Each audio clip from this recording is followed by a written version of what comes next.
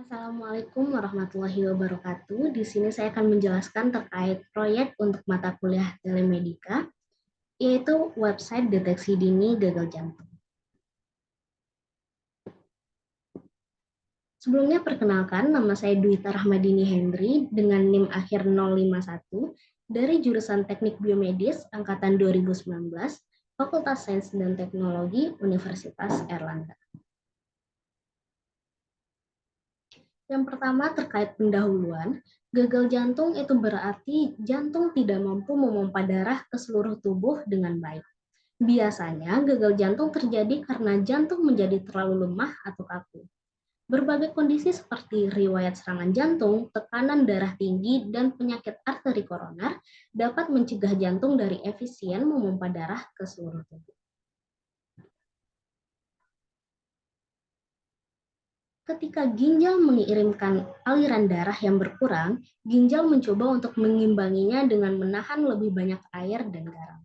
Kelebihan cairan ini sering menyebabkan kemacetan di jaringan dan mengakibatkan pembengkakan.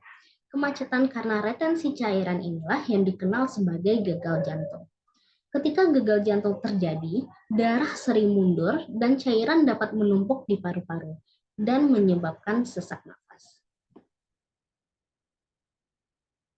Adapun target yang ingin saya capai pada proyek telemedika kali ini yaitu yang pertama, membangun algoritma deteksi dini menggunakan machine learning, yang kedua membangun GUI untuk website deteksi dini gagal jantung, dan yang ketiga melengkapi dengan fitur chatbot berbasis artificial intelligence.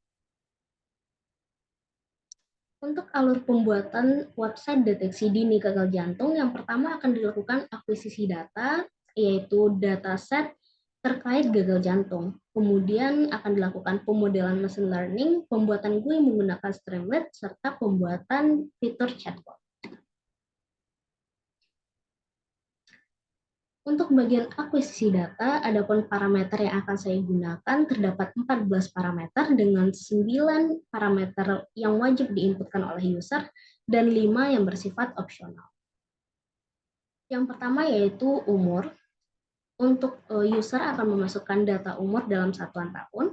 Kemudian untuk jenis kelamin, di sini akan digunakan data boolean di mana 0 menyatakan perempuan dan 1 menyatakan laki-laki. Kemudian lokasi nyeri dada yaitu 1 menyatakan di bawah sternum dan 0 menyatakan di tempat lain atau selain di bawah sternum. Kemudian untuk parameter keempat yaitu keadaan setelah istirahat. Apakah user merasa lega atau tidak merasa lega, yaitu masih merasakan sesak. Kemudian untuk parameter yang kelima yaitu merokok. Apakah user memiliki riwayat merokok atau sedang merokok atau tidak merokok. Kemudian untuk parameter yang keenam yaitu jumlah konsumsi rokok per hari yang akan diinputkan dalam satuan batang. Kemudian untuk parameter ketujuh yaitu riwayat merokok, apakah user memiliki riwayat merokok yang akan dimasukkan dalam satuan tahun. Kemudian untuk parameter yang ke-8 yaitu riwayat diabetes, apakah user memiliki riwayat diabetes atau tidak memiliki riwayat diabetes. Dan yang ke-9 yaitu riwayat penyakit arteri koroner pada keluarga.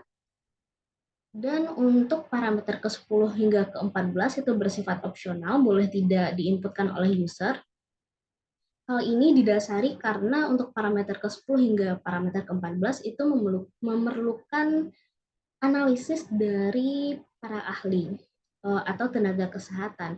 Contohnya pada parameter ke-14 yaitu hasil ECG itu diperlukan analisis terkait hasil ECG tersebut.